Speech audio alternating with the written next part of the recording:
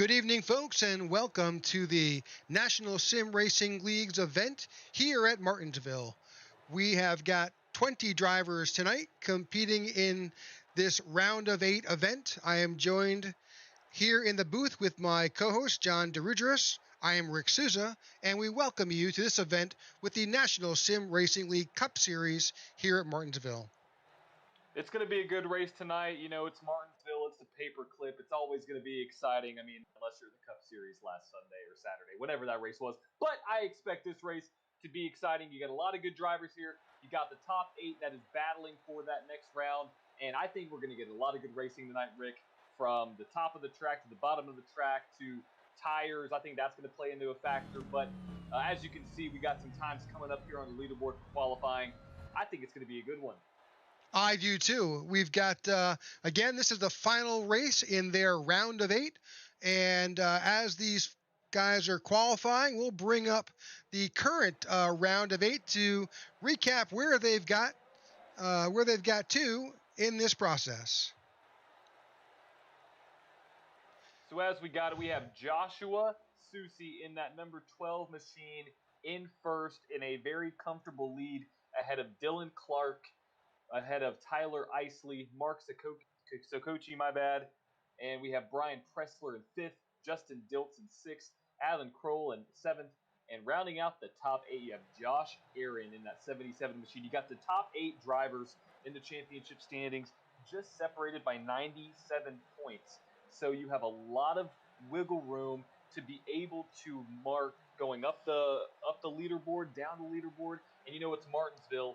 Anything can happen. No fast repairs in this race, so I expect a lot of those guys towards the bottom to try to make their way up to the top.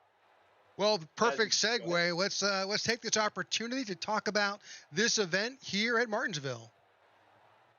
So we have a 200-lap showcase tonight for you all in beautiful Martinsville. It's a great night for racing, and we have a lot of fun stuff planned. So we have 3 stages.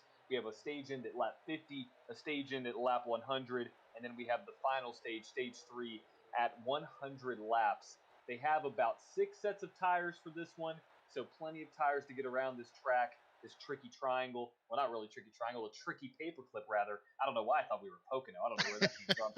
But whatever it may be, it's going to be a great race. It's going to be a lot of fun racing, and I expect to see some bumpers used going into the corners here tonight. I completely agree. So where we are currently, we have 10 drivers that have qualified here. We've got some more. Hey, some guys probably just going to hang at the back. I know we've got another driver who's currently on the track. That's Jeremy Zarflo. Looks like he's trying to get his laps in here. Practice qualifying rather is just about to end, but you can see him, that beautiful number 4 Busch Ford coming around, and he put up, I think he's going to put up a pretty decent time here. He's trying to diamond those corners a little bit, get that good run off, and let's see what he can do and see if he can break maybe top 5, top 6. And there we go. I was right on the dot. You were. That was it. Yeah. That top 5. So let's see maybe if he tries to get one more quick lap in here, because qualifying is ending here in about a couple minutes. So he got down on that rumble strip, slid that thing up. Let's see what he can do.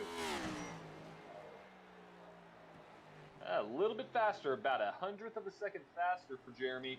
Not a bad run in that number 4 machine that's showing on the screen. Number 20 is showing on the tower. Just a little update there. But as you have it now, you have David Salter in that number 1 position very comfortably, I gotta say. Right there, as you can see, Dylan Clark in that 34 Voodoo machine coming around and putting up a nice 6th place time right now. Yeah, 1980 is super respectable. Definitely here at Martinsville. Absolutely. He comes around for his 2nd lap, and wow, he took the top spot.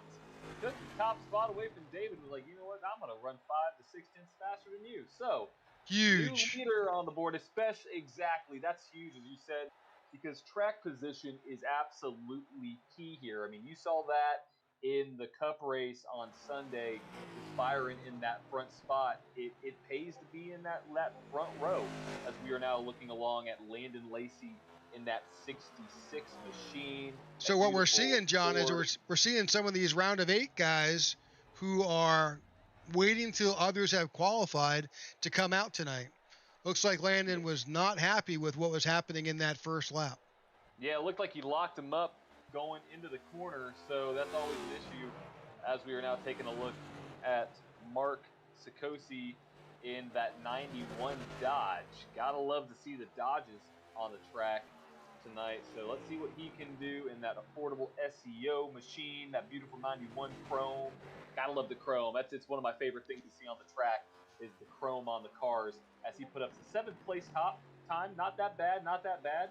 That 5th to 7th is separated by only 400 seconds. So let's see what Mark can do as he enters turn 3. Those rotors are just blowing away. You know he is hard on the brakes trying to get that thing to rotate as he comes off of 4. What can he do straight off the corner? In 1971, as we had Landon Lacey actually take the top spot. I kind of missed that in the 19.34. Completely blew Dylan Clark out of the water by almost 0.2 seconds. So you can see there, Landon took that top spot. He ran that fast. I was like, I'm going to dip out of here in that one. As you can see, Justin Dilt's on the track. Pennsylvania man riding around with Joshua Susi now. Just a few drivers left to qualify. Yes, there are. There's about a minute left in qualifying. Let's see what Joshua can do in that beautiful Exalta machine. It seems like Exalta always has good paint schemes. No matter where they go, it's just Exalta's always on it when it comes to the colors, to the whatever they decide to do to those cars. So let's see if that paint scheme can maybe put him near the top. And he got that 4th place spot on his first lap. Let's see what he can do off the corner there. You can see he's in 3rd gear. Gonna drop that thing, drop the hammer down on the brakes. Hope that thing rotates through the corner. Let's see what he can do. It did nicely. 19.4. So you've dropped to the 2nd spot. He moved up actually to the 2nd spot. So he will be outside of row 1. Yeah, that's good for him. Good start. He is the point leader going into this race with a very large lead on that 2nd place driver of, I believe, about 39 points. So, I'm always for those guys fighting, regardless of if you're, kind of moving on, ready to confirm for the next race. But he's doing great starting up front, and that's what I believe in. So it's time to grid up and talk about qualifying. Absolutely. And the keys to this race. Absolutely. So kind of going through the top 10 right now. Let's get through it. We've got Landon Lacey in that 66 machine in the number 1 spot. Joshua Susi in the number 2. Dylan Clark in that 34 machine starting 3rd. David Salter of Full Throttle Motorsports starting 4th. And to round out the top 5, we got Steve Strittenmatter out of Florida in that 51 machine. Starting number 6, we've got Josh Aaron in the 77. Mark Sikosi in the 91 in the 7th spot. Brian Pressler in the 67 in the 8th position. Jeremy Zarfos in the 20 in the 9th position. Tom Pera in 10th in the 16. We got Alan Kroll in the 11th position in that number 9 machine. Tyler Isley in the 12th position in that number 17 car out of Nowitzki Motorsports. As we can see there, as we're going through the field, we have Jeremy Barr starting 13th, Justin Diltz starting 14th, Don DeGroot starting 15th out of Canada, Robbie Weiss out of Full Throttle Motorsports starting 16th, Ryan Broderick 17th, Ashton Crowder out of 18th, Stan Mayberry 19th, Christopher Lynn 20th, and Daniel Menzies starting in that 21st position, last car in that line. It's actually not even a bad place to be because no. You gotta stay out of the wrecks. You gotta stay out of the chaos to be able to make it to the end here. And I'd rather be at the front or all the way at the back so I can either see it or stay out in front of it. So, so we are going to get this thing started up now. Going to get these cars rolling and get this race on their way as that beautiful pace truck starts to lead them around the track. We want to say hi to Angelin up on YouTube. She said, "Hey guys, what's going on? Glad to see you part of the broadcast. Thank you for joining in. Thank you for everybody else who's watching along." Well, we are underway here in our getting underway to start this race and to take the green flag. Keys to this race: strategy, tires. Yeah, just strategy, tires, and making sure you just patience. Patience is a big thing at every track, but at Martinsville, it's easy to overdrive these corners, easy to get out of the rhythm. So kind of a bonus key, I would say, which could be the best key, is staying in rhythm and making sure you're hitting your braking points, you are not overdriving the car, and you're not just destroying those front tires, because turning is key here in these cars. As the pace truck drops off, we are going to get started in this final race in the round of 8, the NSRL League. As we see 66-12 front row, we are green at Martinsville tonight. Round of 8, final race. Let's see what happens. That's 66. And we got a caution on the track already. Let's see if we can pinpoint what's going on. It looked like it possibly happened coming out. Tom Pera is what. Let's see what we got. There's a spin right there. And close calls by some of these cars. Yep. I think also we saw something with Ryan Broderick that may have been caught up in that. We'll just focus here on Ryan Broderick's.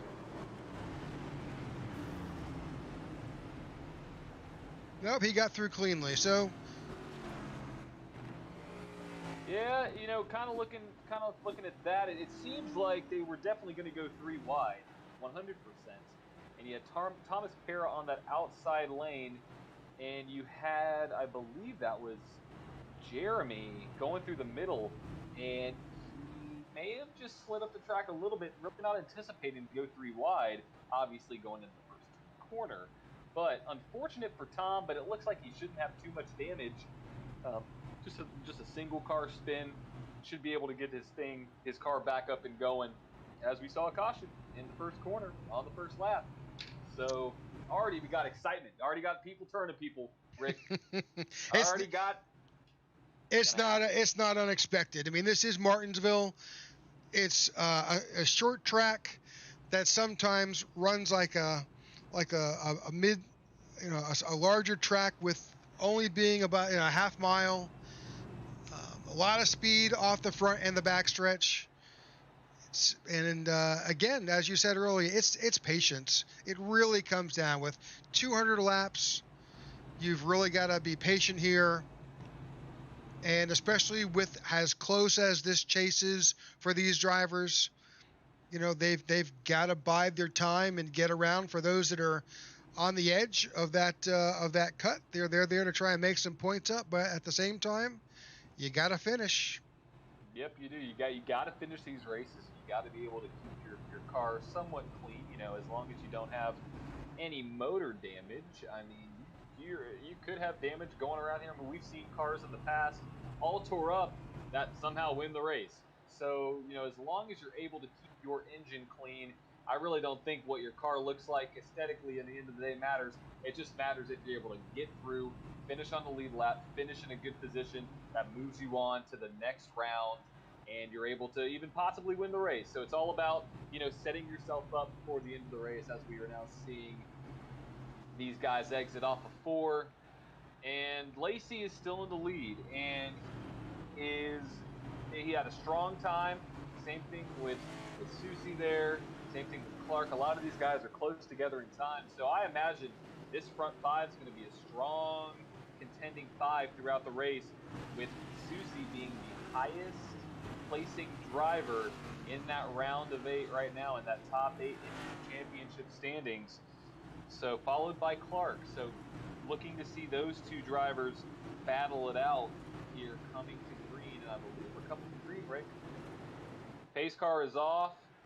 And we are about to go green. As you can see, Lacey back to green. To get that lead right in front of him, take it. So we are now racing at Martinsville. Everybody dives down into turn 1. Hopefully everybody clean. You got cars up high, cars down low, and we got through turn 1 and 2 smoothly.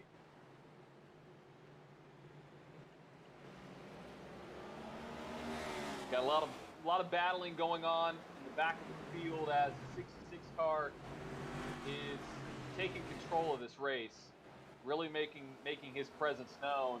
You know, I came out here to win. I came out here to get the job done, and the simracingedge.com number 66 Ford. Oh, we got a spin. Got a spin. Oh, Tyler Icy. Yep, we got a big spin coming off the corner there. Let's see what happened. 17 got loose. 17 got loose, and somebody had nowhere to go. Oh. That was the 28 machine of Robbie Weiss. Unfortunate for Robbie there because that's a hard hit. That's a hard hit to the nose. Yep. And it's unfortunate. You know, I just hate that for some guys. But sometimes sometimes you're just kind of stuck and along for the ride, and you try to press that brake pedal, and you know what? It doesn't do anything. You're just along there for the long ride, side of somebody, back to somebody, whatever it may be. Yep. As we said, see the 17 car dip down. I think we've also, John, we also got Justin Diltz involved. Let's jump back to. Yeah, let's see what happened with Justin there. In the 19.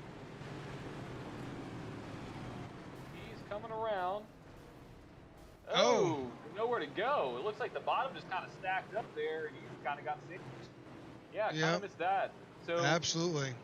So you have multiple drivers here that are in this chase. You have Tyler Ice, third place driver, and Justin Diltz, who is in 6th right now in the point standings, all having issues early on. So not what you want to see if you're one of those drivers, because they are that 2nd to 8th place point separation is about 60 points. So you're going to be looking to see some aggressive driving here out of these guys, trying to get back up and make up some of these positions if they can. As you're seeing, Tyler Isley is now 1 lap down. That is not what you want to see if you were in that 17 machine. Nope, not at all. Certainly, and it's early. We are only 11 laps in. We've had 2 cautions here at Martinsville, and certainly this is an opportunity for these chase drivers to move up. And unfortunately, we've already seen a couple that certainly has impacted their ability to make changes in the standings. Absolutely, and as we can see, you know, it's already been an eventful race, and Joshua is doing the best that he can to stay out in front of all this chaos. He is the leader in the points. He is the highest placed chase driver right now, followed by Dylan Clark. So him and Dylan right there, 1st and 2nd in points right now, running 2nd and 3rd in this race. So you got a lot of guys right there, and you also have Mark Sikosi in that 5th position.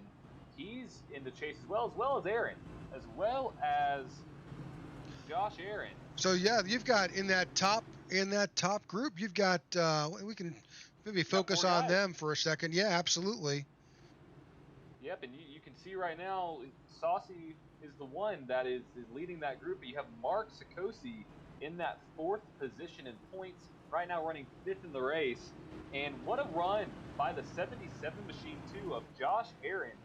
He is in 4th right now, and he is the last place driver. He is at 8th spot in the round of 8. So big run from him coming up early in the early stages of this race. Got to remember, guys, we have a 50-lap stage right here for stage 1. So we have about 35 laps to go in this stage. It goes by pretty quick as pace car drops off. And we are going to go green again at Martinsville for the 3rd time as we see Lacey take the lead again. See everybody drop down into turn 1. Going out of turn 2. Everybody's keeping it clean, keeping the doors clean so far. much cleaner start this time around. Yeah, much cleaner start. Everybody seems to be giving each other a lot of room, a lot of separation going on in the back, which is nice to see. Everybody's slowly filing in here. And, you know, there's a conveyor belt forming as we have another caution, actually.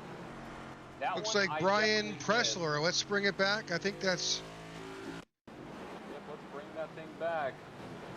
See what happened to Brian. Oh, just lost it. Yeah, it looks like a lot of these. Did he have any contact, though? That's my question. I don't see any contact. I wonder if that was net code just a little bit. That does happen in iRacing. Let's bring it back. Let's take a look. It was very close, very, very close going into turn one at where that pavement meets the other colored pavement. Very close racing by him and the 88 car.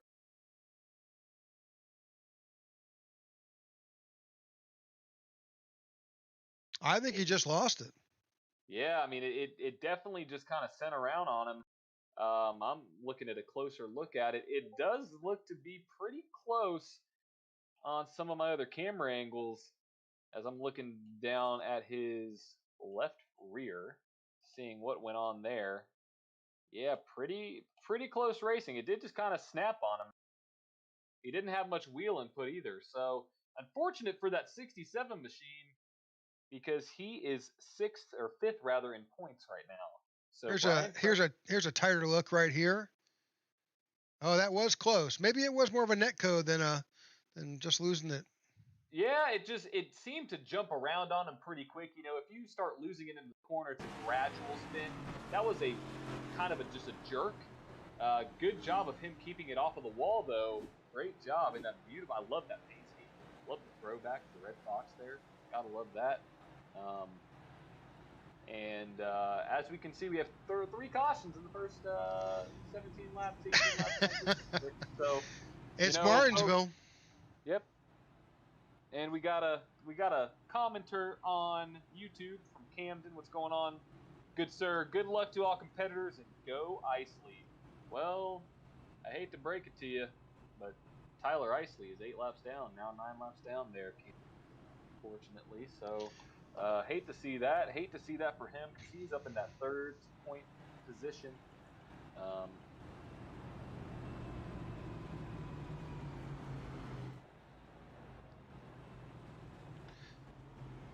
Well, I think what we're seeing for the most part here, John, is that it's coming off these corners here at Martinsville, and it's easy to lose traction, and unfortunately, it's not that wide of a track, and there are safer barriers right there on. You're going to do some damage. Yeah, you are, especially these cars start to settle in. Seems like they're a little bit loose on the beginning portions of these runs. So once I believe they get everybody settled in, we start running 10, 15 laps, you're going to start to see everybody get a feel for the car, get a feel for what's going on, and we should be able to get a good run going as the pace car dips off the track. Still top two. You got Landon Lacey, Joshua Susie, Dylan Clark, Josh Aaron, and Mark Sikosi rounding out the top 5, and Landon is off. We are green again. Green. 66 takes the lead. Whoa! Locked it up. 34 keeps it straight. Good driving by the 34 there. I mean, depending on how you want to classify good driving. But what a heck of a save. I mean, once you get below that rumble, once you get on he was in the grass, yeah. Yeah, you are kind of along for the ride there. So well, the 12 definitely wanted that position, and he moved down. You know. Yes, he did.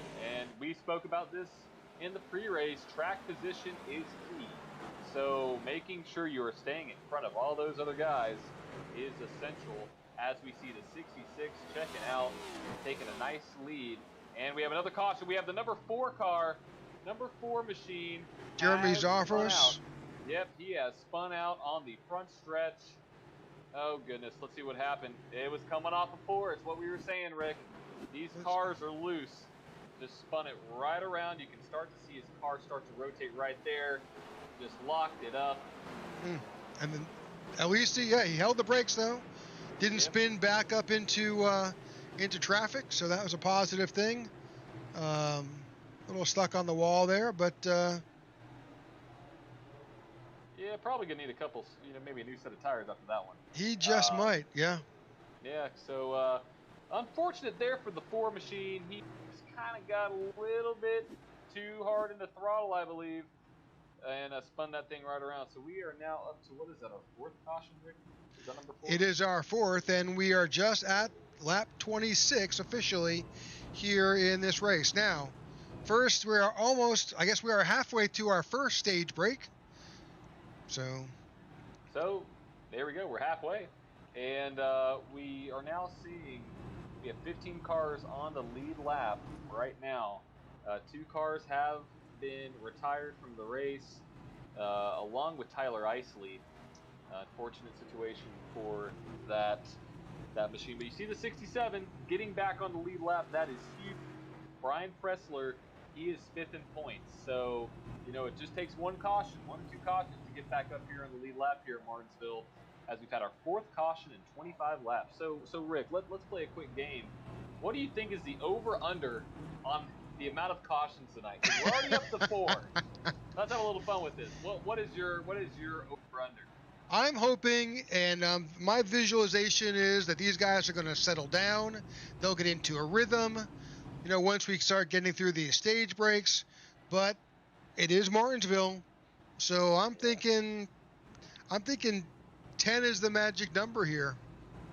Yeah, I'm gonna go over on that mark. I think we're gonna see quite a few more cautions coming out, not including the stage breaks, but I think we're going to see a lot more cautions towards the end of this race, trying to get caught back up or pushing the cars a little bit too hard. And you know what happens at the end of the race? If you got 10, 15 to go, drivers are going to put everything on the line. So you're going to see cautions breeding cautions here towards the end. So I'm going to say over on that one. All right. Yeah, we're already at 4. We're almost halfway there. Oh, yeah. 172 to go. Yeah, so, but the feeling is that they're going to settle down. But we'll see. And we'll see. Yeah, we'll see what happens. And that's my wish too. And that's the wish of everybody watching. Want to see a lot of good green flag racing. It's always entertaining sometimes to see the wrecks, but also you got to think about how much time these drivers put into this league, what's been going on throughout the entire season, how much work they've actually put into each and every race, since it is an open league. So we want to see these guys battle it out through the field, first all the way down to 20th, down to 21st, whatever it may be, as we see these guys getting double file again. And I'm hoping for a good, clean race after this, even though I'm still going to stick with my over. Hopefully that doesn't happen, but let's get this race back up and going. That pace of truck's going to drop down pit road. 66 still leading the field with the 12 to his outside. Josh Aaron in 3rd. Steve Strittmatter in 4th, and Dylan Clark rounding out the top 5. And we are green again at Martinsville. And you can see that 12 car has a mission. He wants to dip down, and he's right on the 66 bumper there. A little close as we have 2 wide coming off of 2. Let's run back through the field a little bit here, John, and just try to get a wider shot of what's happening in the back. Yeah, absolutely. We are riding around with that very familiar number 5 Hendrick Cars Chevrolet. That's Ryan Broderick. That's Ryan Broderick there. You also got to think, people who drive that scheme have to know how to drive, right? So I expect him to move his way up through the field, as we have everybody seems to be settling out quite a bit now. Everybody seems to be doing somewhat fairly well. Let's see. Let's make our way. We have David Salter there in that 88 machine out of Pasadena, looking good. He is in that 10th position. Justin Diltz in the Speed Demon Dodge. He is in 12th position. We can jump back to Don DeGroot. Behind him, yep. And the Budweiser Chevrolet, number 61, followed by the number 4 machine. Number 4 machine is actually the 20 on the ticker. So, a little update there, guys. Just making sure you're paying attention to that. Of Jeremy Zarkin in that 4 machine that we just saw spun. We've got Brian Pressler, who is still 5th in points, coming in. He had that early spin, so see him getting back up to the field. He is followed by Stan Mayberry out of Rolla, and that beautiful, God, all these chrome paint schemes. I love it. I love the numbers. Beautiful paint schemes. Yep. Yeah, absolutely. So, and we actually have a car down pit road. We have Robbie Bice coming down pit road. I don't know if that's going to be an unscheduled pit stop, but his car does look like a little bit like a modified. So early taker now. He is 8 laps down, maybe trying to get the damage fixed. Who knows? But we do have him on pit road. As let's circle back up through this field. You have Landon Lacey bringing it around, taking charge, pulling out to about a 0.6 of a second lead right now over Joshua Susi in that 12 Exalta Chevrolet. So this is what we like to see. We like to see the green flag race. Absolutely, and you can see the intervals beginning on the tower right now, starting to form up. That 1 and 2 car of Lacey and Susi have really jumped out to a pretty good size gap between the 3rd place car of Clark. That's a 2.5 seconds to Dylan Clark in the 34. Josh Aaron behind him close by, and then Mark Sarkozy. And then at that point, you begin to go back a little bit farther with Jimmy Barr. And the next group of drivers, Steve Strickmatter, David Salter. And then coming back up with Ryan Broderick.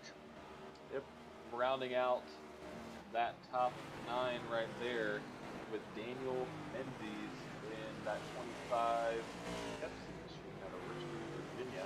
Yep, that is our top 10. That is our top 10. Tonight in the NSRL Cup Series League at Martinsville. Last race in the round of 8. Let's see what can happen. As you can see right now, let's kind of run through where these guys stand in the points with 9 to go. You have Susi leading the points as well as the highest placed driver right now, followed by Dylan Clark. And unfortunately, Tyler Isley, you saw what happened to him. And then you have Sakochi, who is actually in 5th right now on the board. And you have Pressler, that's a little bit back there. Diltz is a little bit back there. Krau's a little bit back there. Aaron running in 4th. So you have about half the field in this race right now who are in the top 8, in the top 10. Half of them are about out of it, unfortunately, with Tyler Isley being out of it. But Joshua Susi, he's taking that commanding lead right now, and you know it's great to see consistent drivers be consistent. You can see with that point gap, even though he is in 2nd place. But we do have a caution on the track.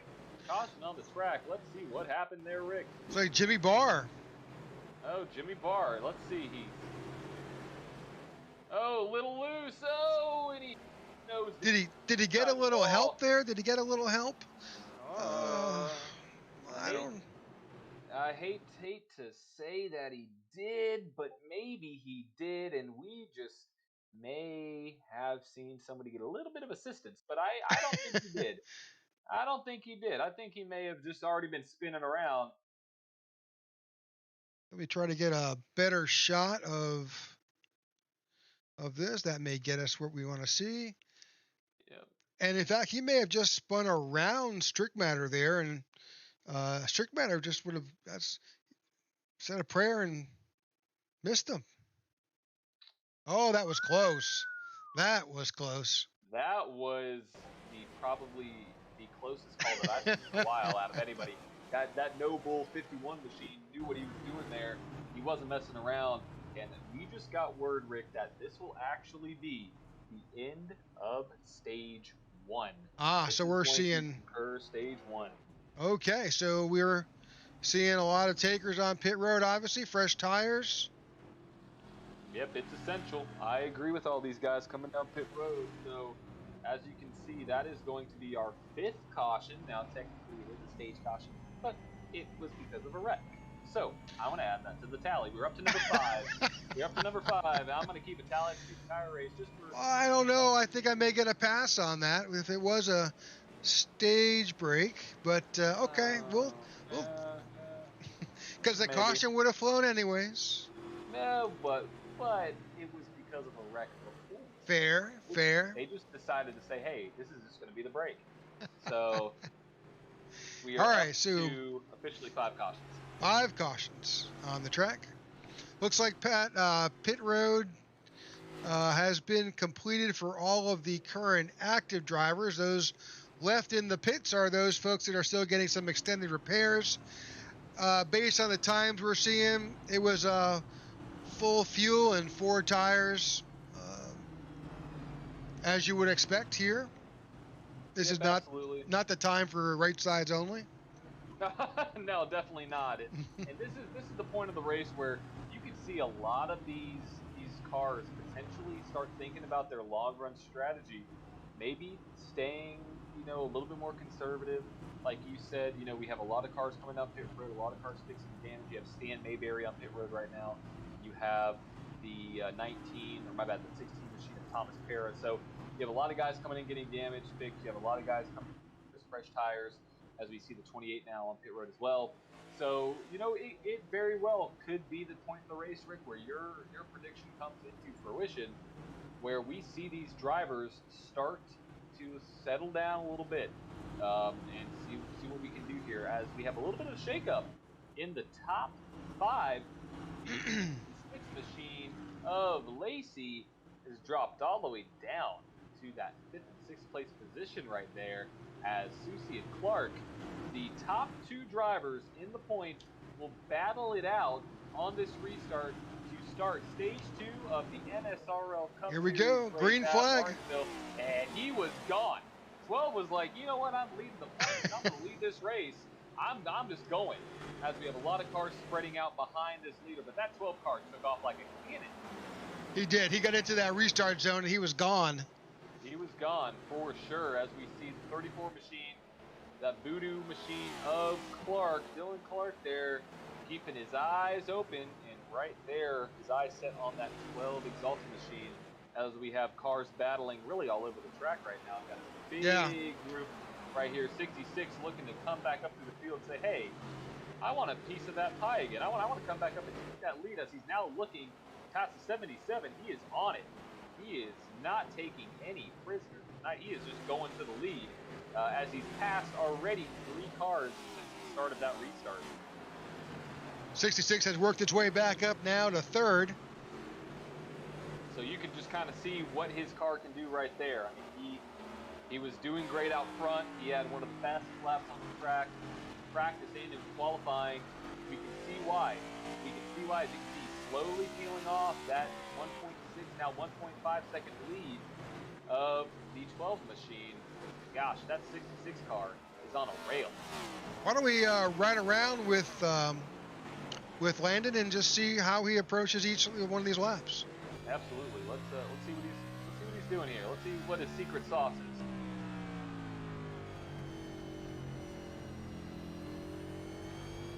All right, that car is rolling really well through the middle of the corner. You can already tell.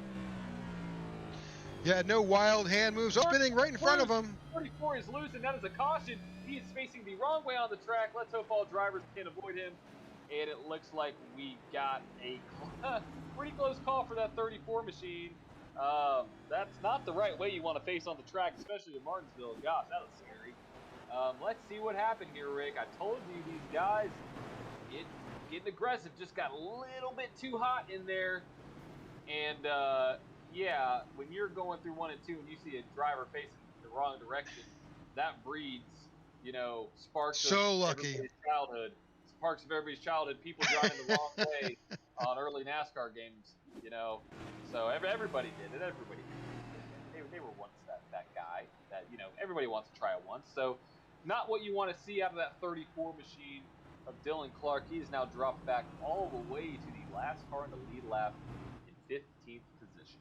Well, he's very fortunate because he was able to stay in that lower groove. No one had any contact with him, and just a little loss of some rubber and a little bit of pride. So. Yeah, but good thing he kept it clean there. 100%. Good thing he kept it clean, as we see the 12 car, a little trickery. Saw that pit exit closed. Didn't know what he was going to do. So I But think, I think that there's a lesson to be learned here. We didn't run many laps on these fresh tires coming out here, and kind of like what we saw at the beginning, when you get out there right away, tires are a little cool. It was a cool track. You're going to need some time to build some heat up in those tires, and it's going to take some time to rubber them in. So absolutely, absolutely. Especially like you said, big key there. The track is cool, and we have cool temperatures tonight in Martinsville. So you're going to see these drivers struggling with a little bit of grip early on, as we can see pulling up some of those track facts. You can just tell there by the temperature, by the humidity, and the cloudiness. It's a little bit of it's a nice night. It's a little bit brisk with that about 8 mile per hour wind. Still a beautiful night, but it's not scorching hot in the middle of summer afternoon, which is always a good thing. So that track temperature is definitely colder than what it typically would be with all the cloud cover and all of that. So yeah, to your point, we're going to see a lot of these tires not quite get worked in just yet. So patience is going to be on these guys' side for sure, and I think it's going to pay off. The longer you're patient, the better your car should be able to be once we get that long run. And I want to make a tally. I forgot to make a tally. That is our sixth caution, Rich. So was it 6? yep, You sure it's 6? that was. I'm keeping a separate tally just because you think the other one should have been a stage break. So technically, by Rick standards, we're going with 5. I'm going with 6 as the pace car lights are off on the track. We are going to go green again, and look who's on the outside. That 66 machine, we've seen this before. Yep. A little bit of role reversal between the 12 and the 6. That 60 was out front for the majority of the first portion of the race. And now it's to 12's turn, and let's see what can happen out of that Exultant machine. He leads the points. He's leading the race, looking really strong now, followed by Landon Lacey, Josh Aaron, Ryan Does he Broderick. go? Does he go? And as soon as he enters the restart zone? I would say so. I'd take a launch, 100%.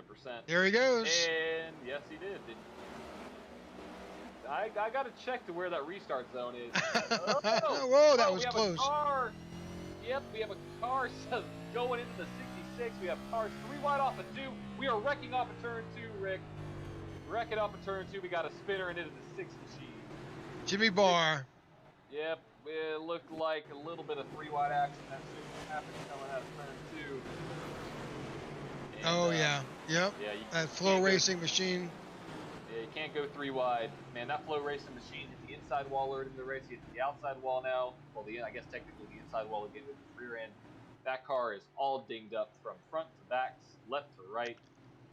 Still a beautiful paint scheme, so shout out to him. But Jimmy Barr is our latest victim here at the paperclip, unfortunately. And looking back at that replay, we just see some things. You got your 3 wide coming off the corner. And that's just not a good situation, Rick. Not at this track. No, 3 wide at Martinsville. You're just asking for a spinner tonight. But unfortunate for him. But we are now up to our 7th caution by my standards, 6th caution by Rick's standards. So Rick, you want a second go at this? You want to maybe redo your picks? I'll stick with the 10. It's probably going to be more based on the fact that we have 63 laps in the books, and we're at our 7th caution, 64 laps. But it is what it is. We'll see how it plays out. It is Martinsville. It's short track racing for sure. I'd like to go back to that restart if we could, but there may not be time. I think the lights are off on the. No, they're still on, but. We'll check out this restart, and if need be, we'll jump back to it. I'm curious on that restart zone. Yeah, I'm curious too. I'm going to go back and look at some things on my end to see exactly where that restart zone is, because it definitely seemed a tad early, but also see, it's right there. If you look at the screen right now, that's that restart zone once you come off of 4. So I think he was okay. Just he took advantage of the opportunity for certain, which I would expect him to. He's been behind that 66 for a good bit of laps now. He's got that car in 2nd place on his outside. He's in control of the restart. I would expect him to be in charge and to take every opportunity. Yeah, absolutely. Oh, 100%. So, good job by him. I'm getting clarification right now, and I think he was in the restart zone. So all good there. That second line that you see on the track, that is the actual other side of the restart zone. So we are all good there as we should be coming to 1 to green. Those lights on the pace car should dip off. Are they going to decide to go? Yes, they are. Alrighty. We are going to get back to racing again for the 8th time tonight here in Martinsville, and that 12 and 66 taking control of this race, really kind of disregarding everybody else on the track. They're like, you know what? It's this Susie and Lacey show up here in first and second. Well, you got you do have Josh Allen sitting in 30s, also a chase driver. Yeah, absolutely. You got to pay attention to him. Got to pay attention to Sarkozy and Crowell and Filtz, everybody in that top 8 as they're coming off. Here we go. 4, and that 12 car is off. Green flag again here at Martinsville, and we have single file all the way through the top 3 right now. We got double file moving back.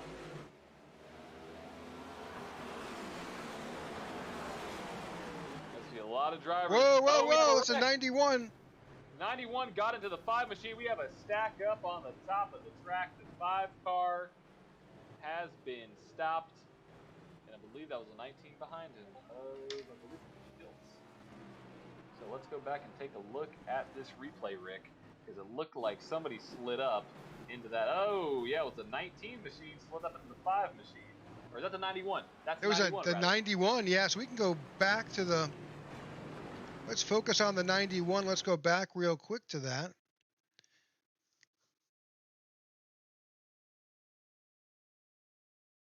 So my guess is he got a little loose and possibly hit that strip. Here we go. So let's move forward. Or did he get sent? Did he get bumped? Let's take a look.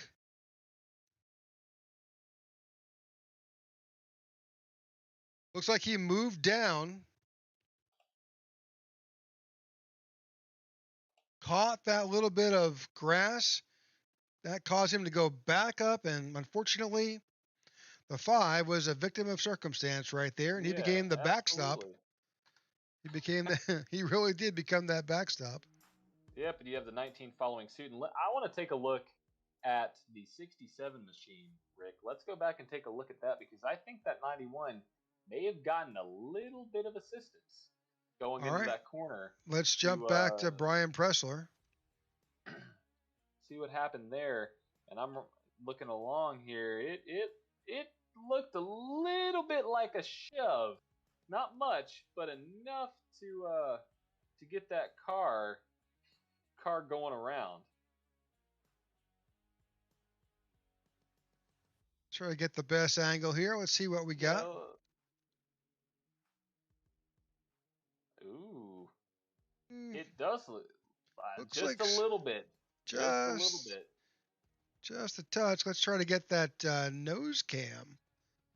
Yeah, that nose cam will tell us everything. Gotta go back. That was the 67, right? Yep, the 67. All right.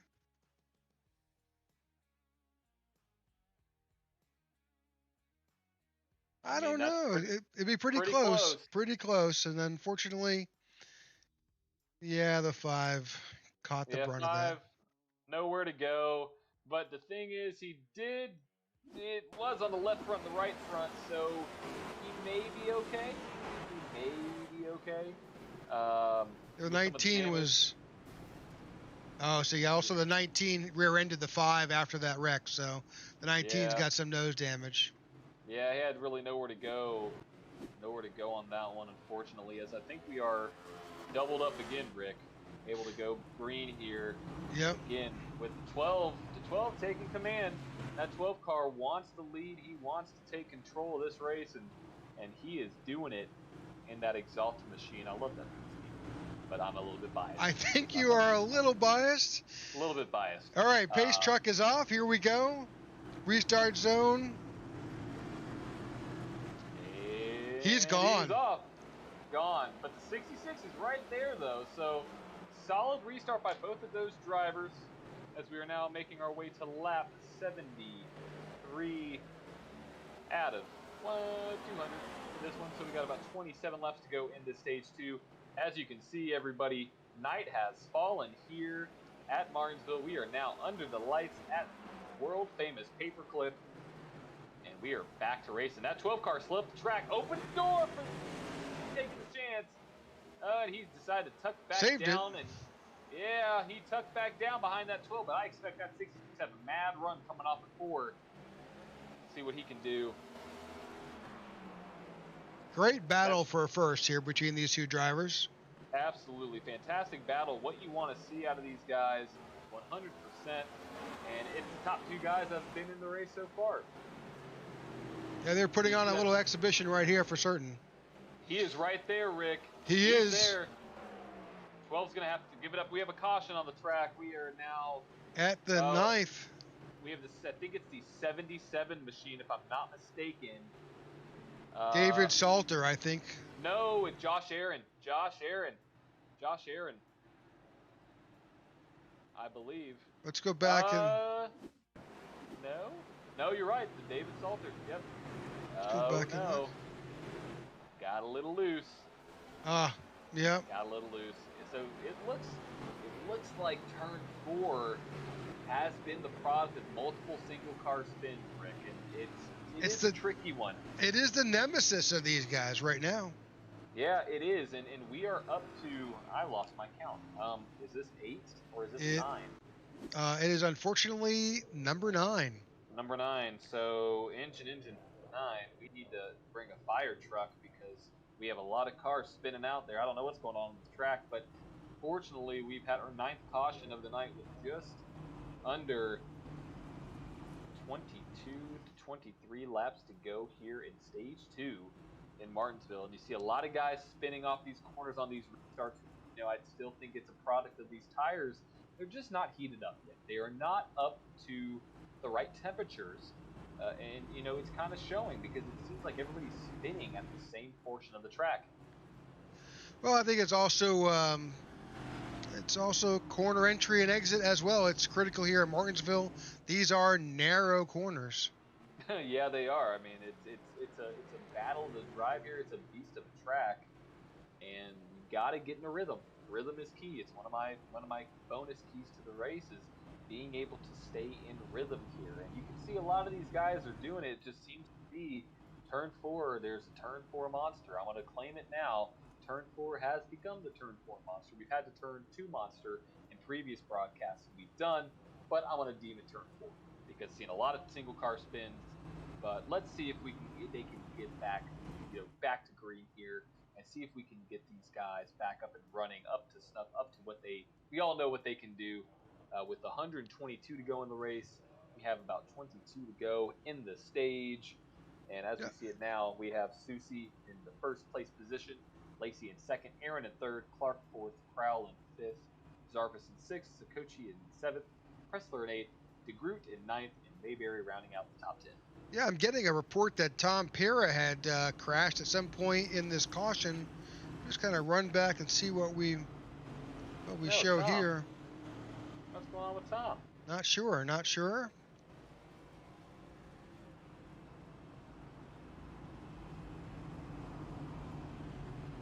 We may not have it on the stream, but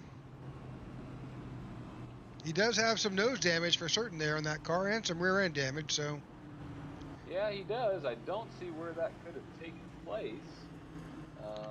Maybe some incidental contact with somebody else. Possibly. I'm checking my replay views on my end, seeing if I see it. I don't see anything on my end, Rick. So interesting there out of the 16 camp, but we are going to go green. We are pace cars off. We're going green again. These cautions are kind of flying by quick as we see the 12 car and the 66. Don't need to say their names again. You already know their names. Susie and Lacey up in 1st and 2nd, followed by Clark and Aaron, and they are off. Oh, great start by the 66 machine. He's like, you know what? I know your tactics now. I'm going to try to get on the high side. Let's see if he can get a run. He's right there, Rick. He is right there. Well, he didn't let that. He knew the game, so. Yeah, he definitely did, as we see a battle coming off of turn 4 for that 5th place position. Battle is heating up all over the track.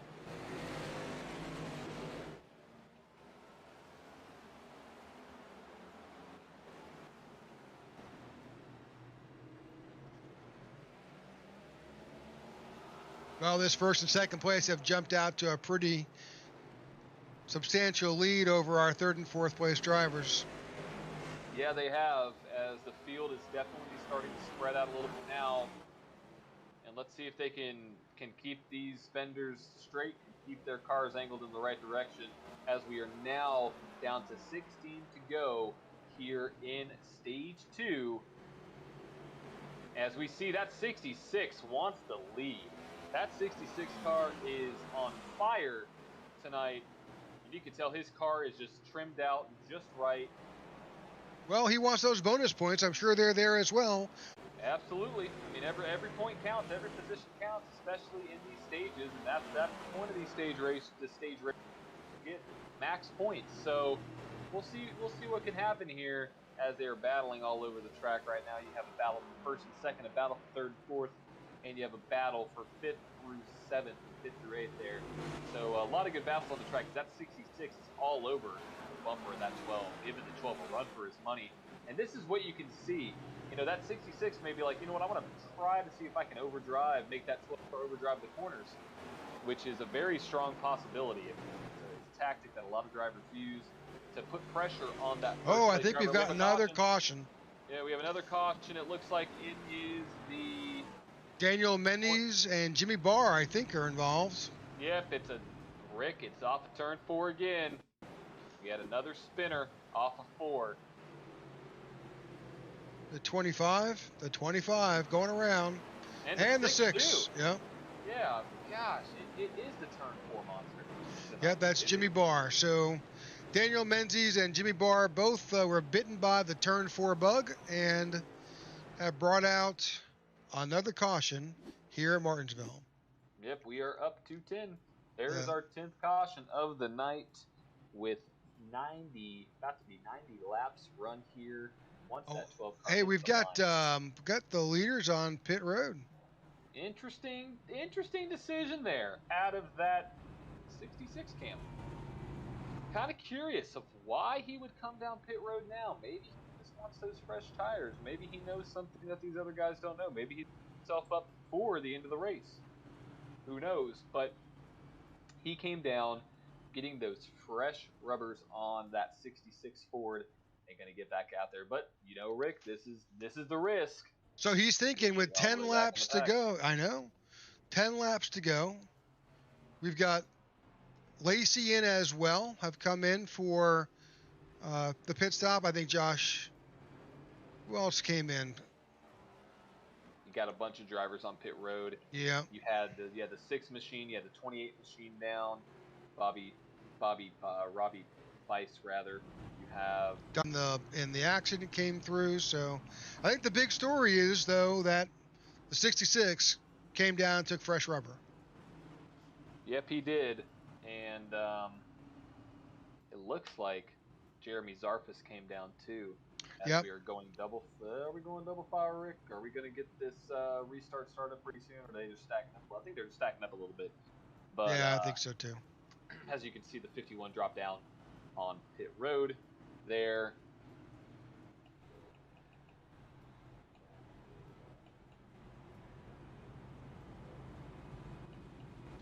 So that puts the 12 car in his very comfortable position of first now, but we have the 77 of Josh Aaron, who will line up on his outside. Yeah, let's see what Josh has to bring to the table. Looking at some qualifying times, looking at some practice times, Josh was the slowest out of this top 5. So interesting to see what he can do in that 77 machine. And that Dylan Clark machine at a 34, we know he's fast. We unfortunately saw him in a spin earlier in the race, but he's made his way back up to 3rd. And that's the thing here at Martinsville. You have the chance, but also the risk of either getting your lap back or going a lap down. And you don't want to go too many laps down, as we've seen some of these other drivers get down on laps on the track. But as we see it now, we have about 13 cars on the lead lap, led by that 12 machine of Joshua Susi, followed by Josh Aaron, Dylan Clark, Mark Sikosi, and Alan Crowell making out the top 5. Here we We're go. about to go green here, and the 12 car is off again. 6 laps to go here at Martinsville Stage 2. That 12 car is taking that commanding lead, followed by the 34 machine. That 77 is all over his bumper coming out of the corner. And we have cars kind of all over the track.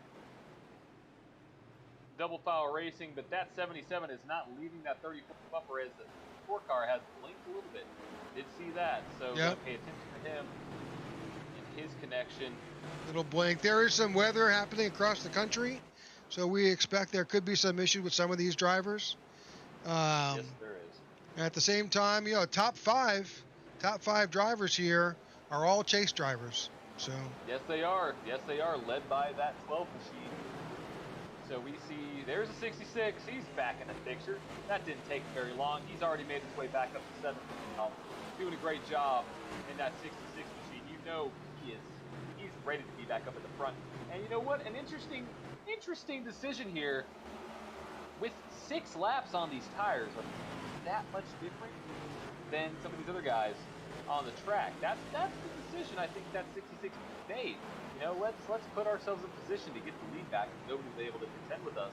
We're up there in the lead. Well, that was his gamble. I'm not sure it's going to pay off. He's the 12 car. We have an issue with the 12 car. Rick, sorry to interrupt you. That 12 car is all over the place. Not in anymore. I do not know what happened to the 12 machine, but he somehow lost the lead and dropping back fast. I don't see any damage. That 12 car is dropping back. I don't know why. Let's go back to that first pass where Dylan Clark passed him for a first. Maybe we can see it here. Looks like he went wide big time in turn 2. But it looks intentional, though. It looks like he's dropping back. Very interesting. Because he's dropped out of the top 10. And a wild stage 2 in there, Rick. I don't know. I don't know. We will definitely need to, if we get a chance to speak to Mr. Susi, ask him that's something to write down and make a note of to get some information. I don't know why he dropped back, but it did not look like there was any contact or any type of damage, and he moved back to 10th. So yeah, an interesting decision. I don't know why. I mean, I looked back on my side of Rick, and I did not see anything that warranted a decision. But now you can see him coming down pit road along with everybody else. We have pit stops going on between all of these top drivers here. Absolutely. Dylan Clark, Josh Aaron, Mark Sikosi, they're all in. They are all in, so let's see who can be that first car off pit road. But, you know, as I said, look who's up in that first position, 66. So he had a little plan there. Let's see who can be that second car off pit road as you see that 12 car sliding into a stop. 34 machine having a clean stop there. You see that 67 coming through. Let's see who's going to win the race off pit road easily. 34 machine wins it off pit road, followed by, I believe, that 67 machine, and followed by that 77 machine of Josh Aaron. So interesting decision there out of that 12 camp. Oh, look who's up front. Yes, exactly what I was saying. That he knows what he's doing. He knows what he was doing. I think it's a gamble, but you know, I think it could be worth it, Rick, towards the end of the race. Maybe so. What can happen? So he chose to pit in a little early, did move himself back up at the end of that stage to, I think, 7th. And here we are starting the race. Exactly. And what you're seeing now is a very interesting strategy, and I really like it. I mean, it was kind of luck on his end. But looking through this top 10, you have DeGroot, you have Menzies, you have Strickmatter, you have Zarfus, you have Clark.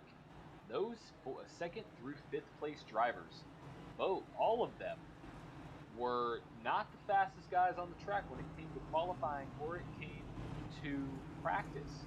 So he's putting himself in a absolutely amazing position just by purely practice, qualifying times, and where people have been on the track to completely check out, because that 12 car is all the way back in 13th. So, and that's the only car that I think I can see battling that 66 outside of the 34 machine of Clark. But that 66 machine took a gamble, and still don't know what happened with the 12, but I mean, it worked out better than I think the 66 could have ever imagined, because his main nemesis in that 12 machine is main nemesis as a competitor on the track is all the way back there outside the top 10, Rick. So, worked out better than probably the 66 was thinking. Yeah, here we go, back with Joshua Susi. He is all the way back in 13th position on the tower. Not sure where he'll actually finish and square up. We're about to form this this restart back up. Off, and we are gone. We are gone, and that 66 machine has checked out. He is like, see you guys. My tires are a little bit older than yours, but they may be a little bit warmer, as we see battling all over the track. And that 66 is already taking almost a full second lead, on the pack, as we see a lot of close racing. I'm concerned a little bit. We got some relatively new guys at the front here on fresh tires, and we are wrecking. Yep. Big wreck out of two. Well, 2-car wreck. That's my concern. Yep, and you saw it. You saw it there, Rick. We were 12, and I gotta adjust my tally. I don't have enough for all these cautions that are on my sheet. So we saw 12. Let's go back to Steve Strickmatter, the 25. Ooh, little contact there between the two, and it looks like, wow. So that multiple things happened. 51 slid up into the 25 going to the corner entry, and then 25 came back down, and I'm not going to say repaid the favor, but repaid the favor a little bit. Let's see what we got here.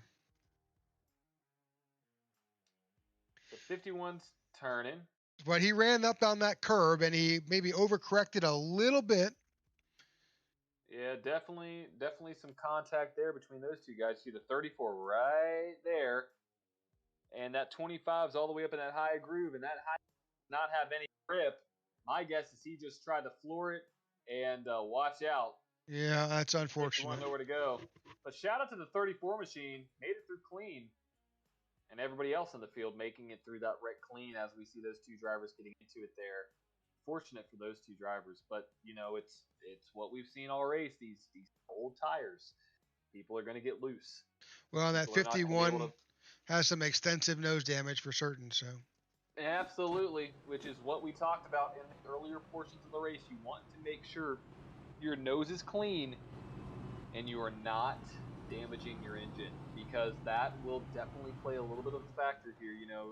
Typical Martinsville, your car is going to get beat up. You're going to get beaten and batting around. You're going to get door slammed. You're going to get bump and run. So, it's typical here. But as we can see, I see a nice, clean 66 machine out front, though. That machine absolutely is spotless, followed by that 61 machine too, and that 61 machine's flawless. Well, I don't see a scratch on that car. So good job from DeGroot there, and a good job from Lacey. And as we can see, his strategy is definitely paying off, because you still have that 12 machine. I'm trying to find. He's still back there in 10th. He is in 10th. That's correct. Yeah, made up a couple spots. Not much green flag racing there, but made up a few. Still, that 66 machine has a good strategy right now, as we can see it. So, Rick, let's talk about this really quick. You see a lot of these guys sliding their cars through the corners. They're trying to get their car and move up into a position to win this race. What do you think this is? Do you think it's a little bit of not enough patience, or you just think it's the cold tires? No, I think Martinsville is a precision track. You have got to hit your marks on corner entry and corner exit with absolute throttle control for coming in and out. And the best drivers are the most repetitive drivers. So I think that's the key to Martinsville. And sometimes in long green flag runs, it's easy to get lost. And we're back to green here. Yeah, and I agree with you. And we are now going to be back to green. We are green, and that's 60 off. He is like, sayonara. I am taking this lead again. And we got a big stack up coming off turn 2. Dropping back through the field here, seeing this group of drivers. Whoa, 67. Oh, loose again. Yep, there it is. We saw it again. And we're up to 13 on the night. 13 That's caution. Brian Pressler. We'll just try to pick him up here. Again, goes out of the zone, comes down into the 9.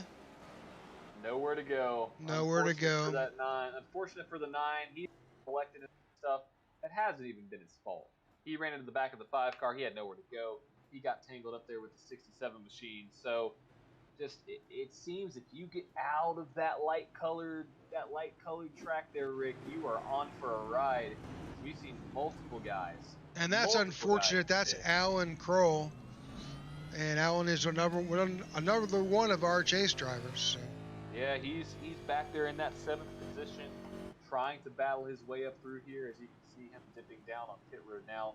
Fortunate for that machine. He's got some front end damage. Yeah, for sure. And as you know, we were talking about this earlier on. You got to be precise. Kind of picking up where you left off there. Got to be precise on these corners. Got to be able to hold the line. Got to be able to manage your throttle control. That's also a big thing, because what I'm thinking is these guys think that they have, and you know, I've done it too. Everybody's done it. We think we have more grip than we actually do off a corner exit. Next thing you know, we're ending up into the wall like some of these unfortunate cars tonight. You hate to see it, because all the work that goes into these drivers, and kudos to the drivers that are still on the track that have been involved in some accidents. Want to give them a shout out, because it is tough. It's demoralizing. You're like, oh my goodness, how could I do that? How could I spin out? But I want to give a shout out to everybody that is still able to be out here. Obviously, there's some cars that are completely DNF'd. But shout out to all these drivers, especially the ones up front, especially the ones that have been in some accidents, because it does take a little bit of attrition to get back into it and to be able to battle again. So shout out to all these guys for putting on a show. And we are down to 83 to go, Rick. 83 to go. So we're kind of getting down to crunch time. You know, it's still a long race to go, but, you know, 20-second lap times here. So this race, if it stays green, can go by pretty quick. Absolutely. For sure. As we can see, I see that 12 machine at the top of the screen. He's like, I want to get back up there. He's now up to 9th. So I expect to see that 12 machine back up through the field. But let's just give a quick rundown of our current top 10. You've got Landon Lacey in that 66 machine, doing great, been taking control of this race, great strategy, so good run out of him. You have the 34 machine of Dylan Clark there. You saw him get involved in some accidents, but he's back up there battling against the top driver in the race so far, which has been Landon. In that 3rd position, you got Josh Aaron in the 77 machine. He's had a solid run, got involved in a little bit of incidents. You can see his front is a little dinged up, but still battling strong there. And then in 4th place, you have Mark Sikosi in that 91 Dodge, doing well. He is on one of these admins, so great to see him having a great run out there. And rounding out the top 5, you have Don DeGroot. Don DeGroot in that 61 machine. Great to see him running up front in this race. And then, as you can see, Zarpus in 6th, Dilton 7th, and Mayberry rounding out that top 10 there with Sosi and Salter, as we are about to go green here again at Martinsville, and we're off for the no surprise time. Yep, no surprise out of that 60. On, and we see a spin. Oh, 34 got spun. Oh, and he's back up the track, involved in the throw. Big wreck, Rick. Big wreck. Big wreck. That's Dylan Clark. Let's go back and see what caused that. Yeah, from my point of view, looks like that 34 machine got spun. It looks like there was contact with the 77 and then broadsided. Let's go back and take a closer look at that. Yeah, that 34 opened the door just a little bit. Just a little bit there. I mean, it wasn't a lot of room. Let's see. 34 had the line. Did he open the door? I don't know. I think the door was forced open. Yeah, I think it may have been a little force on that one out of that 7. Looking here, 34 does a nice job not hitting the inside wall. That's a good thing.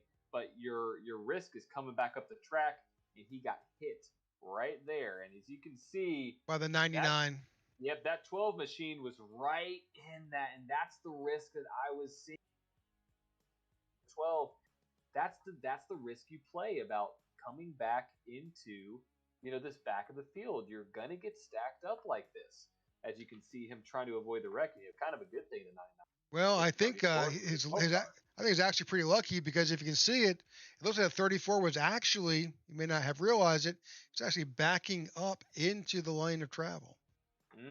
Yep, that's not a great sign to see, not if you're a driver. Watch his rear tire, see he's back. He's trying he is. Yeah. Okay. I think he was trying to avoid the inside wall, but unfortunately it took him back into traffic. I agree. I agree there, and it's fortunate for some of these drivers. But the 12, I'd rather get hit in the rear than have my nose damaged. Speaking of that, did you see that? Is there some damage in the back of the 12? Yeah, there is. It was from that stack up, 40 and back. So if you go back just a little bit, you can see that 88 machine get right into the back of the 12, right about there. Yeah, I'm trying to avoid that wreck. They're all under heavy braking to avoid that accident. So a lot of damage. We'll go back to our live race here. We've analyzed that one pretty in depth. We have the 66 is currently showing in first. I see the 67 up there, but looks like he is showing up a lap down on my side, so he should be getting the wave around. He'll get the wave around, yeah. Yep. Yeah. So we should be going green. Those lights on the pace car are off. Yep. So we are going to go green this time by, folks. We are up to our 14th caution, and I don't think that'll be the last of it with the kind of race we had. It's going to be Martinsville. It's typical Martinsville. You have a lot of these wrecks happening, as we see about 11 cars left on the lead lap. Let's see what can happen now. See what can happen for the rest of this race. That outside lane did not used to catch up a little bit. No, the field is all spread out here. And that 66, he's like, I'm gone. But we're green again here. He took advantage of that opportunity with the field spread out as it was. Yes, he did, 100%. So he knew what he was doing. He was like, I'm going to get out in front of these guys. I'm going to avoid it. I'm going to take some stuff away. As we see some guys coming up pit road, you have a lot of takers. Interesting decision. You see the full throttle guys right there. These are green flag pit stops. Yeah, green flag stops. And just for some information, that 8 car, or that 12 car rather, is about 5.2 seconds back. So you can see some damage on his car, but front and rear. We know how fast of an automobile that number 12 machine has. But the leader of the race, 66, is still in command, as we see green flag stops taken care of right now. Looks like a bunch of teammates right there. So let's just kind of go through the current field as it is. We have Landon Lacey obviously taking control of this race as we see it, with a 1.3 second lead, now 1.5 second lead actually, on that second place driver of Josh Aaron. And these are all chase drivers. Got to pay attention to this. He is a chase driver. Sarkozy in the 91, he is a chase driver. So big race out of him. Then you have Jeremy Zarfus in the 4th position, and then you have the 61 machine of DeGroot there. Great run from him, and what a race. Let's just give a shout out to that 9 machine, 8th or 7th in points right now, but running 6th on the track. His car looks like a modified out there.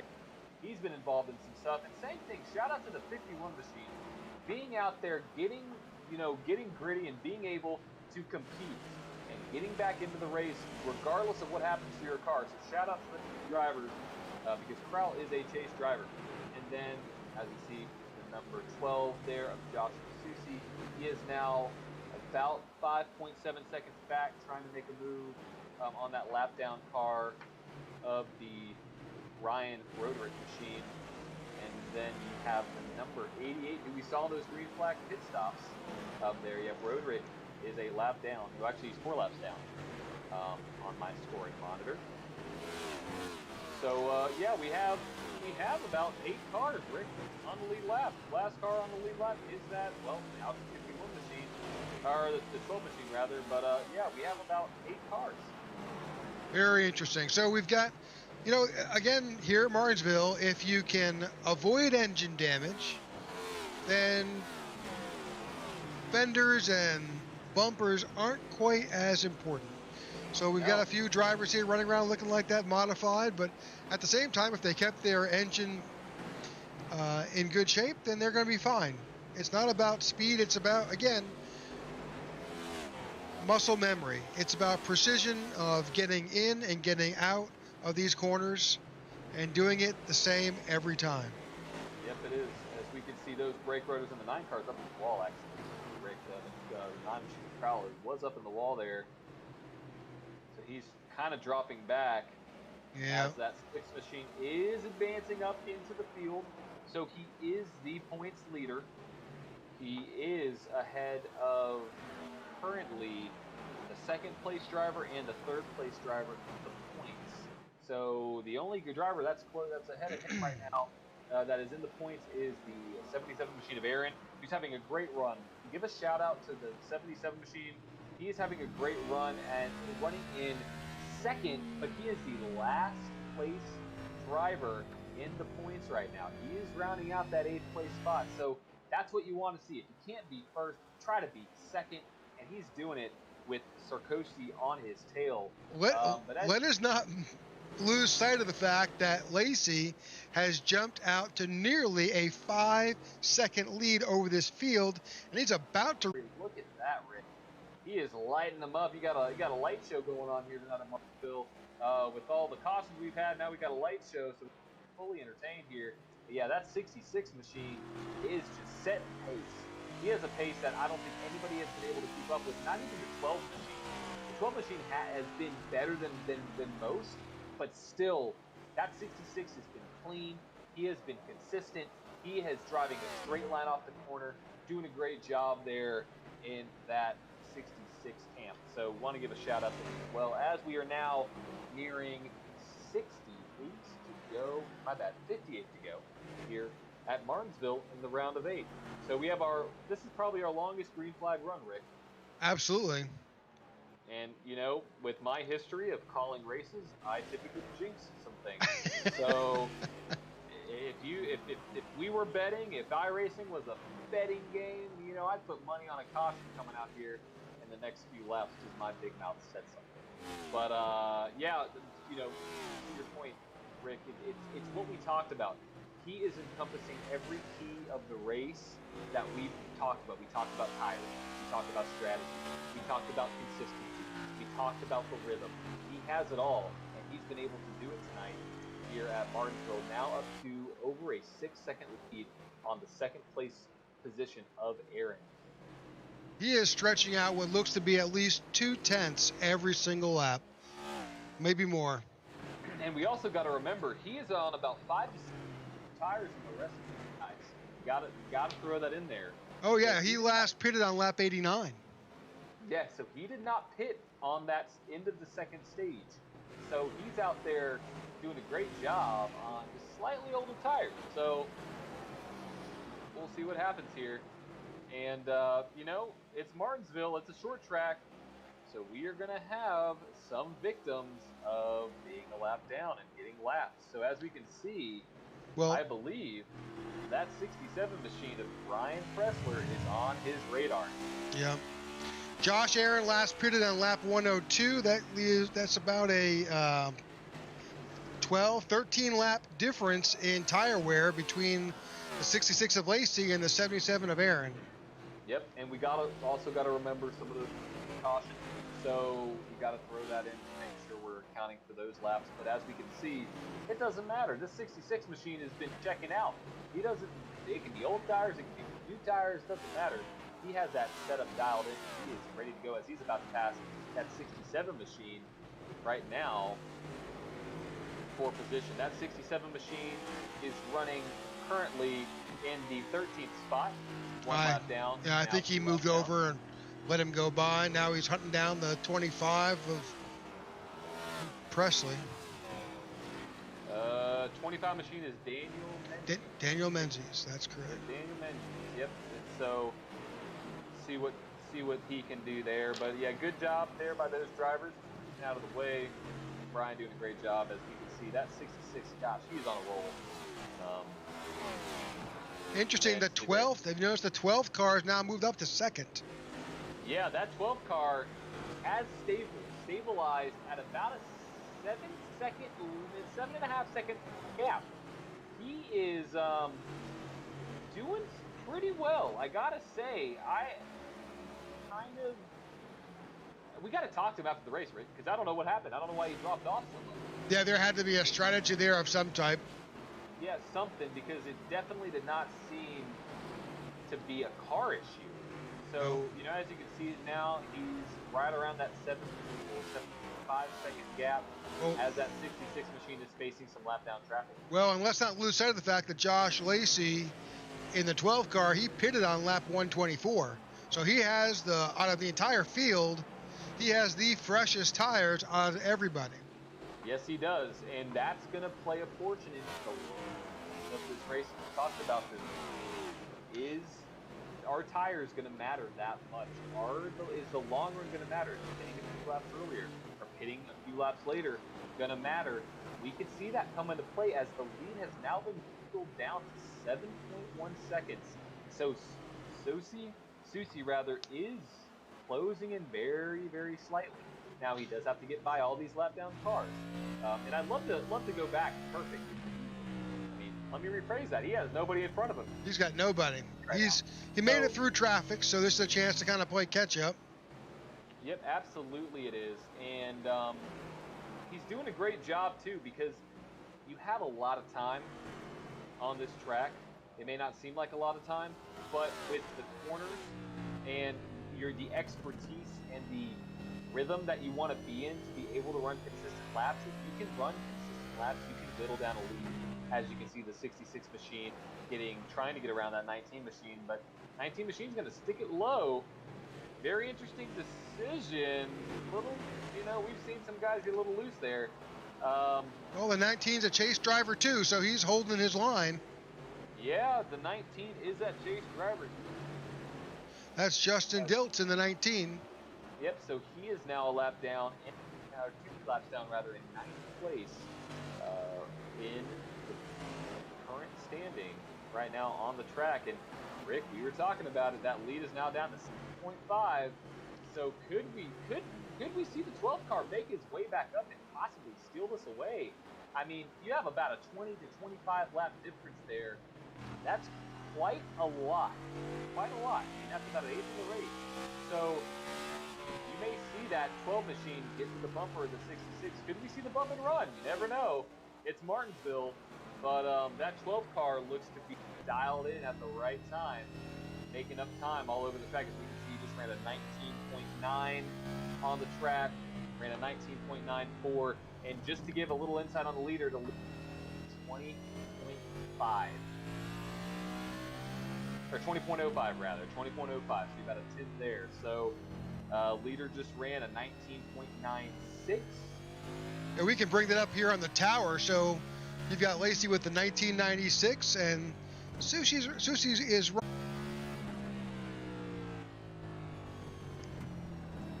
Yeah, I'd love to keep an eye on these laps because you see Lacey running a 20.2. Susie running a 20.03, so that's a little bit right there. He's made the lead down to about 6.4, slowly dwindling away. But also, got to remember, we do not have infinite laps here tonight. We have about 37 to go. So it's key that he gets his car dialed in, and hopefully, in his camp rather, that 66 still faces some lap down traffic. Now we've got Don DeGroat is in the pits. I'm wondering if this should begin some type of pit strategy. We don't know where or when Lacey's planning on coming in. Again, he was last in on lap 89. That was a long time ago. Yes, it was. As you can see, that lead opening just a little bit as the 12 car had to take that 70, or my bad, the 67 car a little wide there. Yeah, we'll see what happens.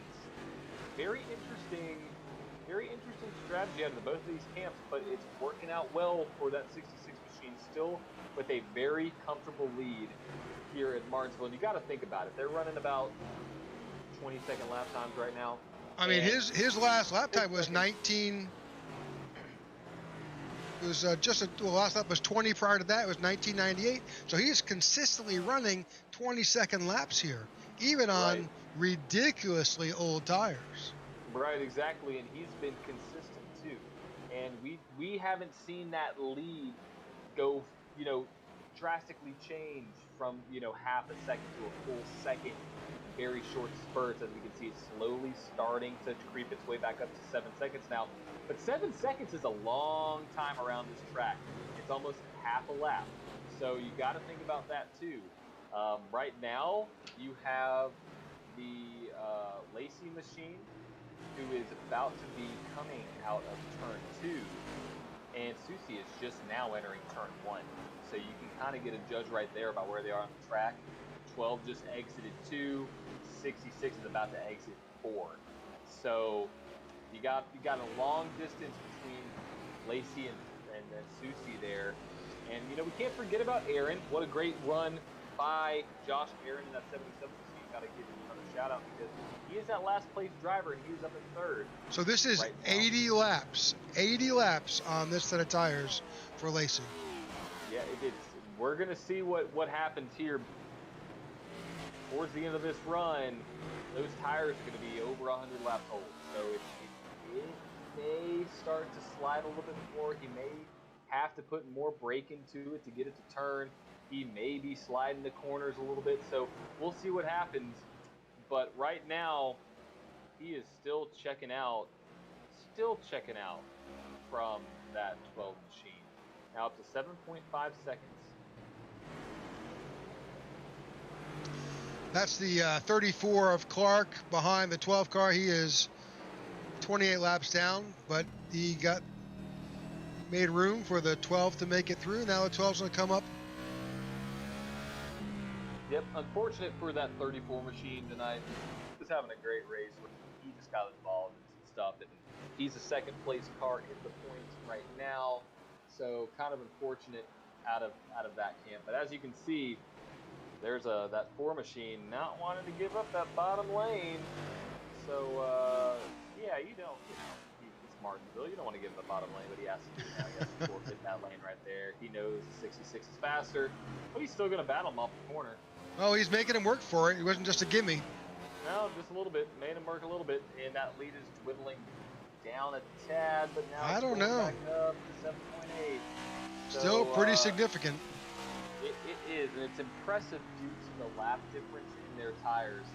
And, this may just prove how good of a setup that 66 car has. It may prove to show that he is running solid lap times because the 12 machine just ran at 20.2, and that lead car of Lacey ran at 20.2 as well. So you can see them starting to low out a little bit, but still that 66 car is doing great with managing his car, managing his tires, and controlling this race. As we just hit 25 to go, Rick, what's your call here? Do you just try to run it as hard as you can if you're the 12, or what's your strategy? Yeah, I think that's all he's got. I don't know if there's a fuel issue here or not. I'm not sure what the miles you can pull on a tank of gas here at Martinsville. So I think at this point is to stay with your game plan. I think that's what Lacey's doing. He's consistently hitting his marks. If you watch his corner entry and corner exit, he is repetitive, he is consistent, and he is continuing to make that his mantra to get around here the same each and every lap.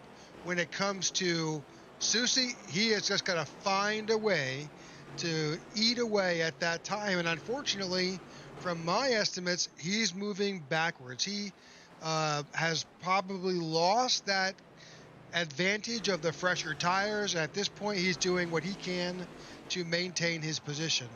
Now, third place of Aaron in the 77 car, he's got about a 4-second gap between him and Susie. That may be a battle at some point in the next 20 laps. Sure, it may very well be. As you can see now, we are down to 5 cars. Rick on the lead lap. There's Martinsville for you. As we see this 66 about to take more cars a lap down. So we've jumped back to the 4th and 5th position because they're close. Those guys are, they've got some damage, but they're still working their cars around. They're about a second apart. Absolutely. And the 5th car is the last car on the lead lap. That's the 51 of Strict Matter. Yep, and he is not a chase driver, but still a top 5 at Martinsville is a top 5 at Martinsville. Absolutely. So let's see what he can do as that 91 machine. Mark Tosi is in the chase. He is that 4th place driver. He's currently running 4th in the race right now. So we'll see what happens between these 2 drivers. They're about 18 seconds apart right now. And we'll see what happens here as we are now getting to go at Martinsville tonight in the NSRL Cup last race of the round of 8 at the paperclip.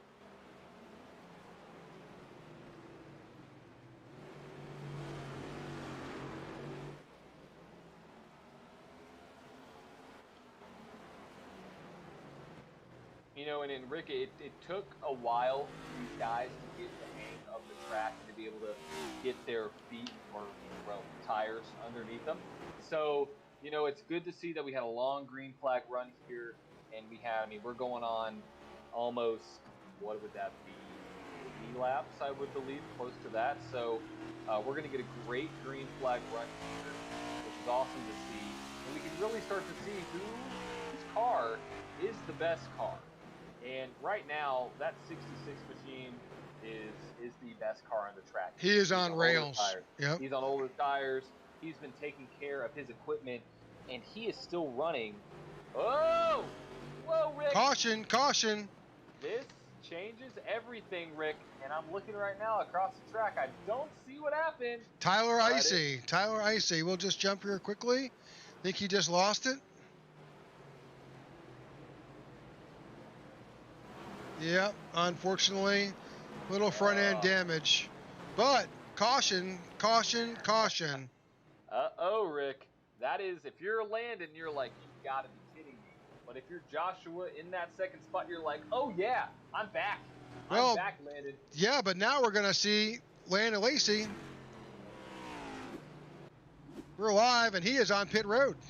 Yeah, you gotta come down. You have to. These tires are old. They're dirty. They do not have any grip left. As you can see, the 12 machine pitting, the 91 machine pitting, Strittmeyer pitting. The one car that did not pit is the 77. That's correct, Josh Allen. Aaron is staying out. So it's a bold move.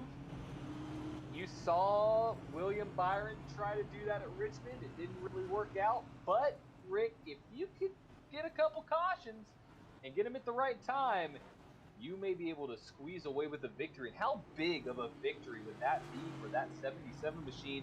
Last place car in the points in the round of 8.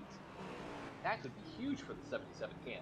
So I think what is really interesting here, in my opinion, is that Aaron is on old tires. He last pitted on lap 102. You've got him in first. Outside of him looks to be the 66 of Lacey on the outside. And then behind him, you've got the 12 of Susie.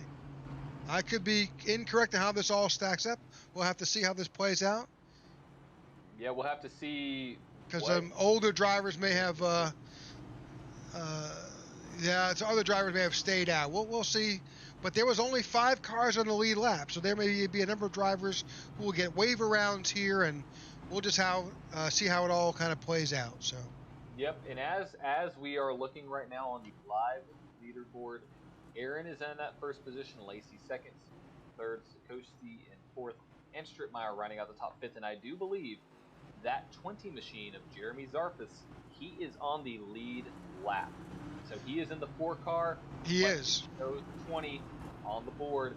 He is on the lead lap, and he just came down pit road. So we may have about a 5-lap shootout with some of these drivers, not a 5-lap shootout, a 5-car shootout rather, with these top guys up here. And that 77 machine, I mean, that's a bold call. I gotta say, it's a bold call to stay out. And you are literally betting on cautions, because we know his tires are old. We know he does not have the same kind of car as the 66 or the 12. Those have been the 2 star-studded cars of the race. So we will see what happens here as we are about to go back racing. Oh, Rick, this is going to be fun. Well, and he controls the restart. He can get a jump. As pace car dips down again. 77. He's gotta go. Yep, he does, and we'll see what happens. He's got some tires, and he's off.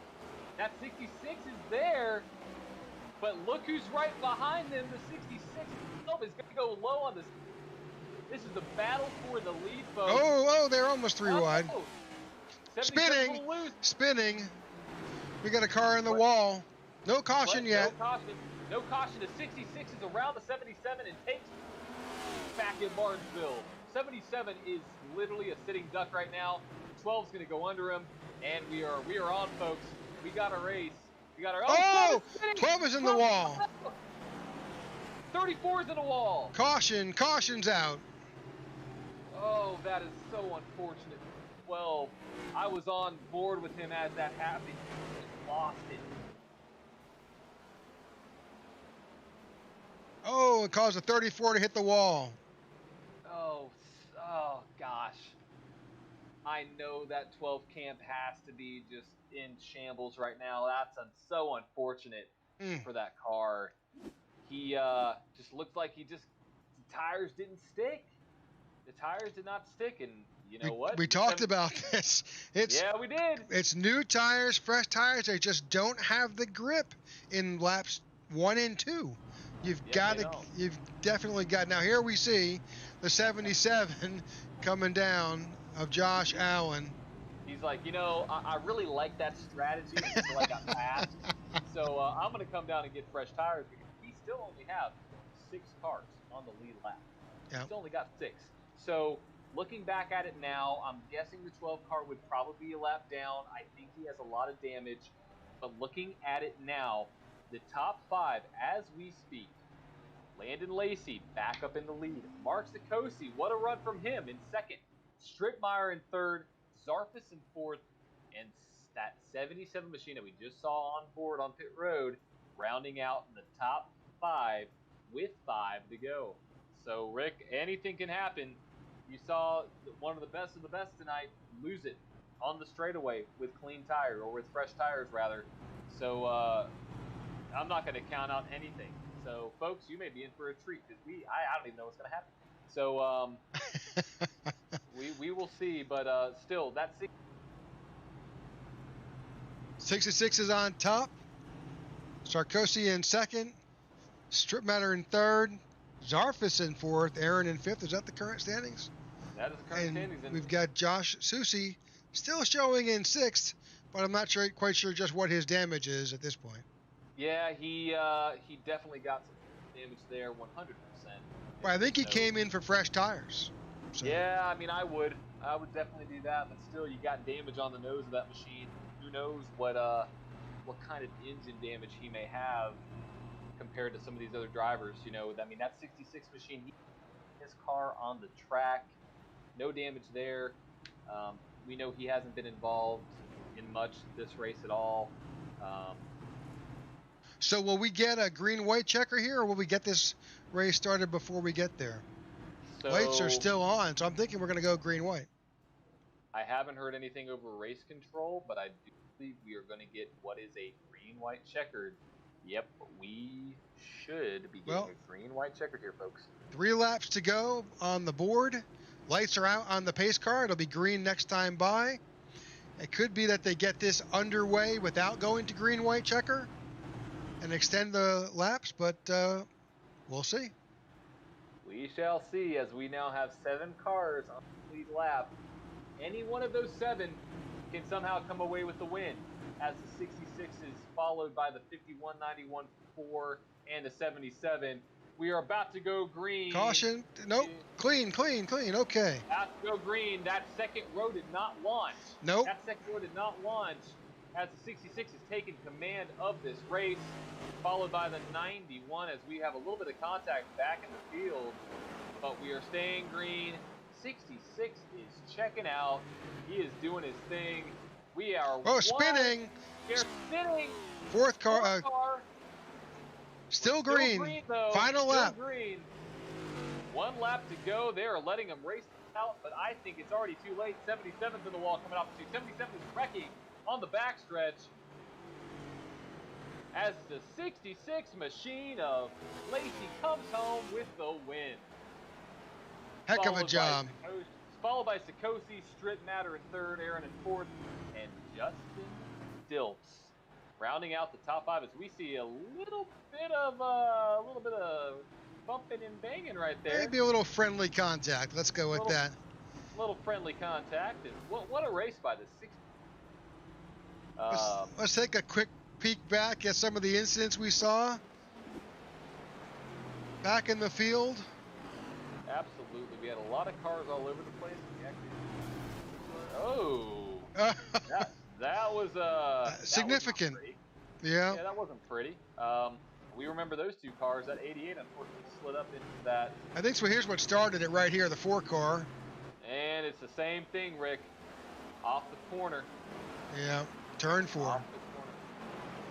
And, I'm looking on my side. We had a little bit of extracurricular activity out of the 67 machine on that. But as you can see, that 66 machine is burning down here tonight at Martinsville. What a race out of Landon Lacey.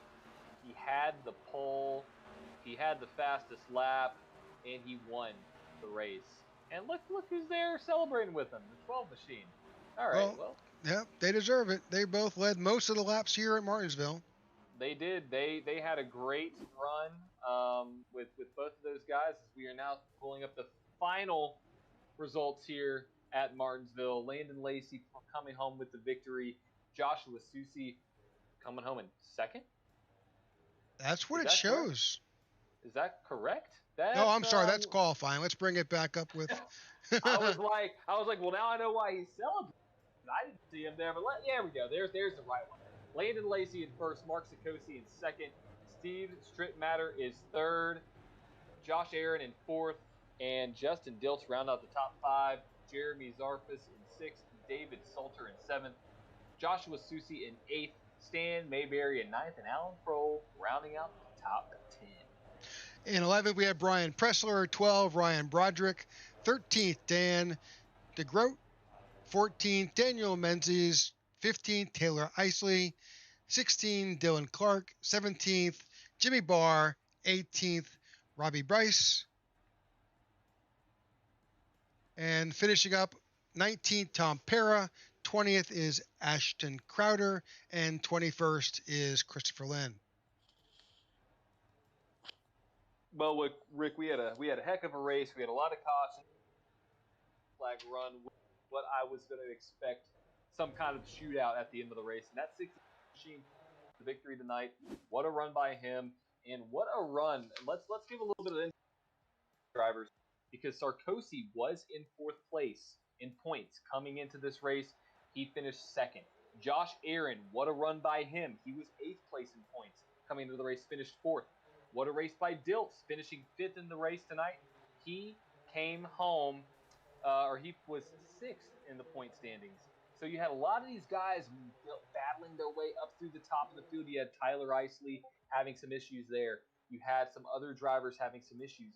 But at the end of the race, you saw these guys coming into play. Some of these guys unfortunately had some unfortunate situations like Kroll, Pressler, all of those other guys. But what a run. Got to get, hats off to that Josh Aaron machine. He did great tonight, followed by Sikosi, followed by Dilks. And still, what a little bit of a comeback, for Sosi. He was back there quite a bit. He has a solid lead, not really worried about him, but still had that unfortunate spin, but still came home with an 8th place finish. So we do have some drivers that are sitting in the interview queue. Why don't we go ahead and bring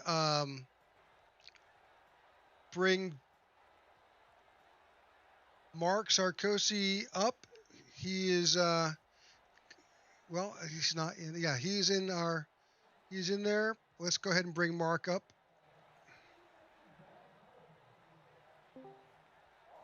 Mark, welcome to the broadcast booth. You've got Rick Souza here and John Durgis. Heck of a race tonight. Yeah, it was a rough one. A little wild. It was. We've got, what was our tally, John, on cautions? We finished with 16 cautions. Wow. Yeah, I stopped counting after 14. So I think it was somewhere like 6. Oh, Mark, you battled through it all. You started 7th, kind of in the middle of the field there. Was able to work your way up through the field. Got tangled up sometimes, but you still were able to come out with a solid 2nd place finish tonight. So what did you see on the track? What was your keys to staying calm and coming back through and getting a nice podium finish? Well, that's just it right there. You got to stay calm. There's so much going on out there. Everybody's banging doors. Really, just about saving your tires. We had a solid car. It was pretty good long run. Really, you want to be on the bottom on them restarts. You get to the top, and if you don't get in line, you get to the bottom as soon as you can. I mean, the first couple turns, you're going backwards. So that's what I tried doing there. I tried getting in front of Pressler because the last restart before that, I ended up losing maybe 4 or 5 spots on the restart. So being on the outside, so I knew I had to get down as soon as possible. Thought I had room. We were clear. He must have gotten the brakes a little later, thinking I wasn't going to be down there, and things happen there. They happen real quick too. It looked on that last restart where when you were coming to the line that you that Lacey kind of dropped back a little bit, forcing you ahead of him a little bit, maybe a little gamesmanship, and then he launched before you did. Obviously, he was entering that restart zone and certainly played that as, I guess, strategy as best he possibly could. Yeah, he was pretty good all night. I don't think anybody had anything for him, so I didn't really want to mess with him too much. Just knowing, because I'm on the bubble for getting into the Final Four, so I knew who I was racing out there. Landon's not even in the playoffs, so I knew I didn't want to mess with him. I just found a hole between him and Stripmatter. Looked like he didn't get a good start there, so I just tucked in between them guys and just rode it out.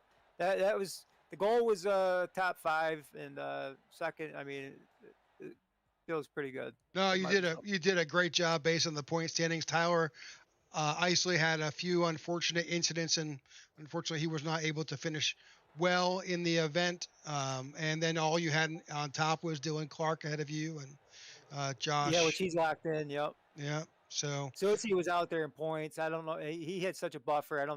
I think he's safe. So it's pretty much down to me, Pressler and Isley. And Isley didn't have a very good run. He didn't get any stage points. It's going to be tight between him and Pressler. It will be, absolutely. All right. Yeah, good run tonight. Any shout outs you'd like to? I've always love to hear some shout outs. Sure. Shout out to our sponsors, Speed Demon Setups, Affordable SEO and Marketing, Elevated Outdoors, Butt Kicker.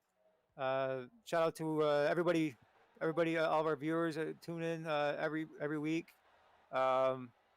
my teammates, Justin Diltz, Alan Crowell, and well, Milliken wasn't here this week, but yeah, we had a really solid car. Had a pretty good race. Very eventful. There was a lot of cautions, but came on with a good finish. So Great. Congratulations. Thank you, Mark. thanks, Rick. All right. We'll go Alrighty, ahead so and let's see if we can bring in. Do we have Landon?